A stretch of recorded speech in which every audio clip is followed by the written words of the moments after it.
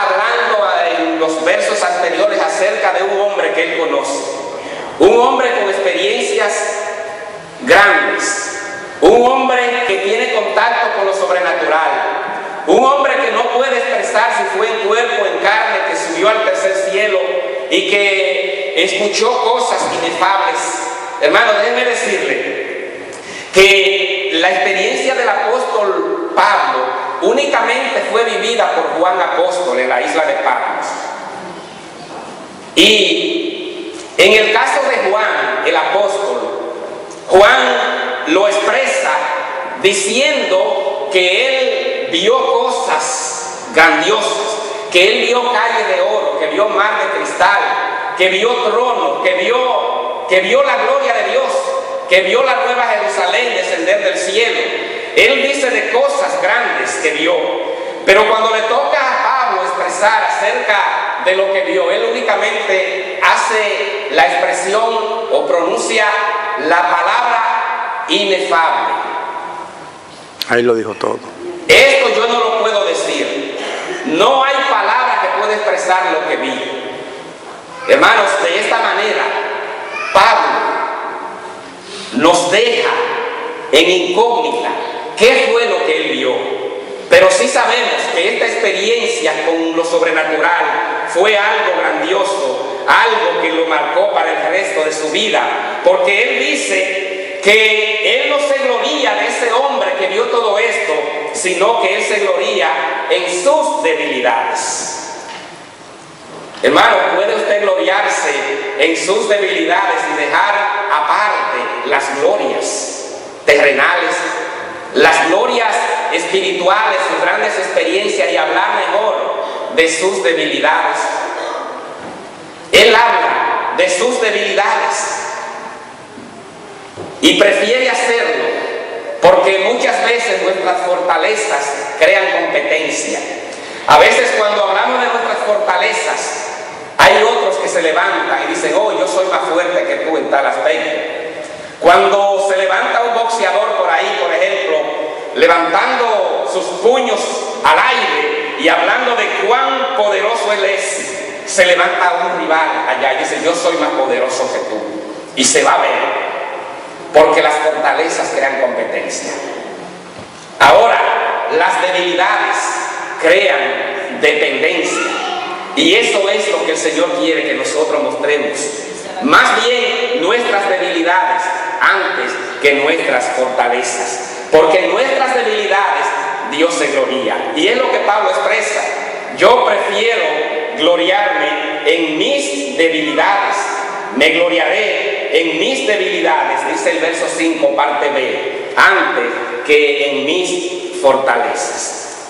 Y hay muchos hombres que se han destacado grandemente y han hecho grandes cosas a pesar de sus debilidades, a pesar de algún mal.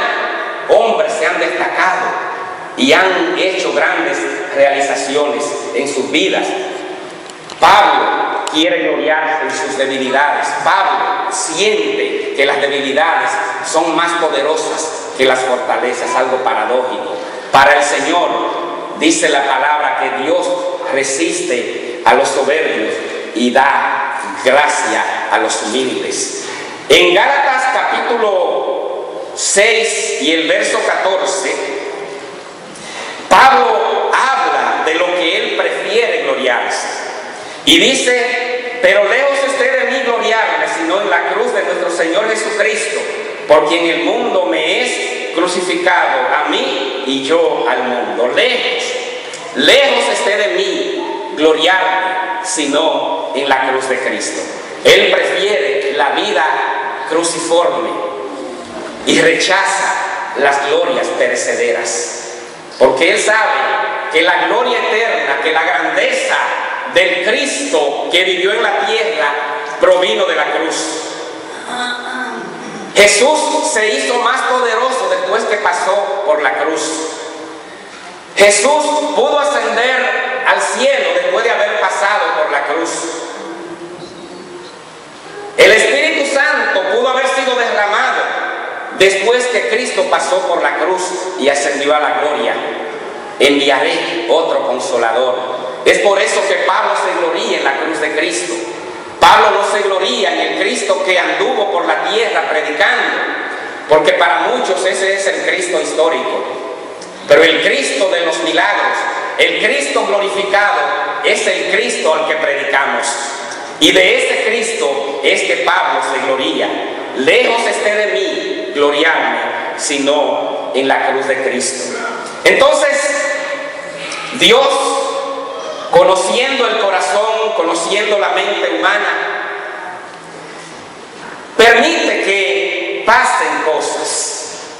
El versículo 7 habla de una situación que afligía al apóstol Pablo. Dice: y para que la grandeza de las revelaciones no me enaltece desmedidamente, me fue dado un aguijón en mi carne, un mensajero de Satanás que me abofetee para que no me enaltezca sobremanera. Ahora entonces estamos entendiendo, y Pablo está entendiendo, cuál es el motivo del problema. ¿Por qué le sobrevino un aguijón en la carne? Dice que es un mensajero que le abofeteaba, que le daba galletas, como decimos, abofetear, darle golpe. Y de eso, entonces Pablo lo recibe sabiendo que la gloria y la grandeza de Dios se iba a revelar a través de un aguijón. Y Pablo predicaba donde quiera que iba, le seguía un aguijón. Pablo predicó por prácticamente todo el mundo conocido y un aguijón le seguía. Pablo en algún momento, usando su autoridad apostólica, haría algún milagro. Hay un momento en el cual un muerto un joven llamado Eutico, cayó de una azotea, un tercer piso, y él cayó muerto, dice la palabra, dice el libro de los Hechos. Y Pablo, dice la Biblia, que lo abrazó, lo levantó, y el que era muerto vivió. Sin embargo, un aguijón le seguía. Un aguijón le seguía. Y este aguijón, dice el apóstol, que él había orado. Dice el verso 8, respecto a la cual 3 veces le he rogado al Señor que lo quite de mí. Y me ha dicho: bástate mi gracia, porque mi poder se perfecciona en la debilidad. Amén. ¿Cuántas veces el apóstol había orado por ese mal? Oró la primera vez y nada pasó. La segunda vez, y todavía él entiende que debe seguir orando. Oró una tercera vez, pero recibe palabra del Señor y le dice: bástate mi gracia. Yo no te voy a quitar ese aguijón. Ese aguijón te va a perseguir por el resto de tus días, pero mi gracia te sostendrá. Amén. Es como si el Señor hiciera un trueque con nosotros. Yo te voy a dejar el problema, pero mi gracia estará contigo. Y si usted mira alrededor, usted verá personas que tienen problemas. Hay personas con enfermedades incurables. Hay padres con hijos que padecen enfermedades. Hay esposas cuyos esposos están enfermos. Hay esposos que tienen sus esposas enfermas. Hay abuelos, hay familiares nuestros con enfermedades, con quebrantos. Hemos orado por ellos. Pero yo presiento escuchar la palabra del Señor decir: bástate mi gracia. Porque hay muchas situaciones en sus vidas que yo sé que usted ha orado y están ahí. El problema no se ha ido. Hermano, hermana, en ese momento escuche la palabra del Señor diciéndole: bástate mi gracia. Y esto no es un pseudo masoquismo donde nos vamos a gozar del problema y vamos a decir: recibo el problema con gozo. Sino es: recibo el problema porque yo sé que el Señor está en medio del problema. Yo no estoy solo. No es como los antiguos estoicos en la Grecia del pasado, que ellos resistían el mal, aguantaban el problema, pero ellos lo hacían cuando no había otro remedio. Decían, bueno, si de todas maneras voy a padecer ese dolor, pues lo mejor es que me acostumbre al dolor. Para el cristiano no es así. Para el cristiano es que tenemos el problema, existe el asunto que nos agobia, pero en medio del asunto está Dios. Amén. No estoy solo. Bástate mi gracia, dice el Señor al apóstol Pablo, porque mi poder se perfecciona en tus debilidades. Hubieron problemas en la vida del apóstol Pablo. El asunto del aguijón en la carne ha sido muy debatido. En Gálatas capítulo 6 y el verso 11 nos habla de que el apóstol Pablo tenía que escribir con letras grandotas. Dice, mirad con cuán grandes letras os escribo de mi propia mano. Para muchos el aguijón en la carne era una ceguera, y que él no podía escribir letras pequeñas porque no la podía leer. Escribía bien grande. Imagínense, en aquellos pergaminos una letra grande pues cubría prácticamente todo el rollo. Y para muchos este era el aguijón del que padecía Pablo. Para otros el aguijón podía ser un mal espiritual. Un mal espiritual, se nos dice en 2 Timoteo 4:14, 2 Timoteo 4:14, el apóstol habla de personas que le causaban mal, que donde quiera que Pablo iba, había un asunto que lo agobiaba. Alejandro el caldero me ha hecho muchos males, el Señor le pague conforme a sus hechos. Alejandro el caldero. Se lo entregó. ¿Tiene usted acaso algún Alejandro el caldero por ahí que le ha hecho mal también? Ese Alejandro el caldero puede ser también un asunto, una persona que le agobie, que le cause problemas, pero usted en medio de ese problema que ese caldero le provoca, usted va a decir, la gracia del Señor es superior a Alejandro, y Alejandro no va a poder conmigo, porque la gracia de Dios es mayor. Amén. Por otro lado, el apóstol Pablo también habla de un tal Fileto, con otro Himeneo también. Y hay un momento donde el apóstol se lo entrega a Satanás, al mismo Alejandro, por blasfemos.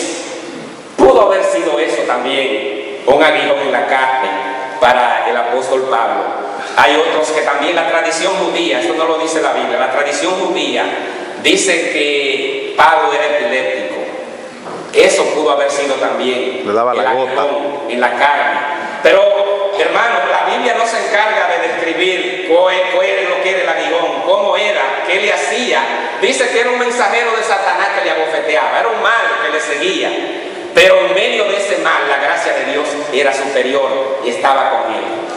Grandes hombres de la historia se han desarrollado y han hecho grandes cosas a pesar de que hay males que le han seguido. Lutero, el gran reformador de la iglesia, a pesar de sus grandes éxitos espirituales, a pesar de haber traducido por primera vez la Biblia del latín, que era el idioma que estaba reservado únicamente para los sacerdotes, al idioma alemán, el idioma del pueblo, a pesar de sus grandes éxitos, a pesar de haber sido liberado de la muerte, a pesar de que en medio de las persecuciones siempre había alguien que le protegía, un enviado del Señor, diría. Lutero era agobiado por tentaciones constantes. En una ocasión, alguien le pregunta a Lutero que cuál ha sido el gran mal, lo peor que le haya agobiado en la vida. Y él dijo, las tentaciones. Y añadió, las tentaciones han sido mi maestría en teología.